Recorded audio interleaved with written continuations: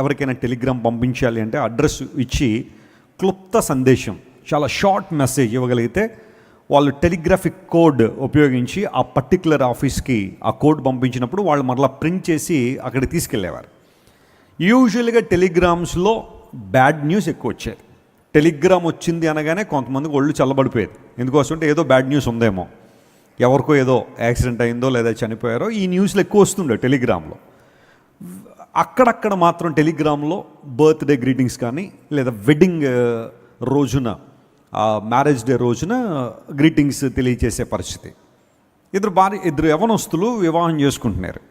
అప్పుడే పాస్టర్ గారు వివాహం చేసి ప్రమాణాలని చెప్పించి పూలదండలు మార్పించి వీరిద్దరు భార్యాభర్తలను డిక్లేర్ చేసి పాస్టర్ గారు వెళ్ళిపోగానే వాళ్ళకి టెలిగ్రామ్ వచ్చింది.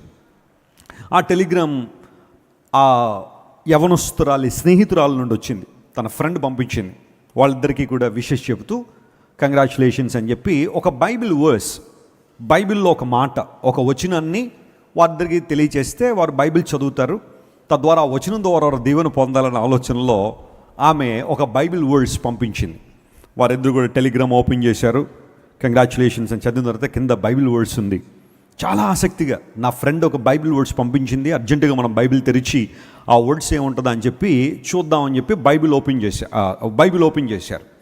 వాస్తవానికి వాళ్ళ ఫ్రెండ్ పంపించాలనుకున్న వచనం ఏంటంటే 1 John 4:18 ఆమె టైప్ చేసింది. 1 John 4:18 దానిలో ఏముంటుందంటే ప్రేమలో భయం ఉండదు అనే మాట అక్కడ ఉంది. అంటే మీరిద్దరు కూడా మిక్కుటంగా ప్రేమించుకోండి, పరిపూర్ణ ప్రేమ భయమును వెళ్ళగొడుతుందనే మాట అక్కడ రాయబడిన మాట. There is no fear in love, I wish you would continue your life with God's love అని ఒక మంచి సందేశం వచ్చినట్లుగా ఆమె 1 John 4:18 పంపించింది. అయితే ఆ టెలిగ్రామ్ని టైప్ చేసే ఆఫీసర్కి బైబిల్ మీద అవగాహన లేదు. ఆయన ఏం చేశాడంటే 1 యోహాను పత్రిక అని 1 John అని కొట్టకుండా John 4:18 అని కొట్టాడు. యోహాను సువార్త 4:18 అని కొట్టేశాడు. వెంటనే వాళ్ళు బైబిల్ ఓపెన్ చేయాలి. అక్కడేముందో తెలుసా?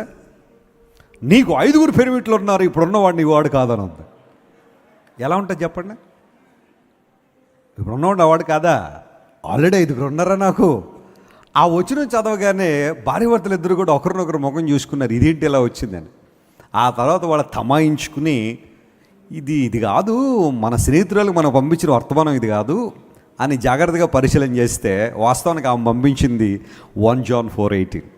2 బైబిల్ వచనాలే, కానీ ఆ పర్ఫెక్ట్ టైంలో ఆ సమయానికి ఏది అవసరమో దేవుడు ఆ వచనాన్ని వారికి ఇవ్వాలని ఆశించారు.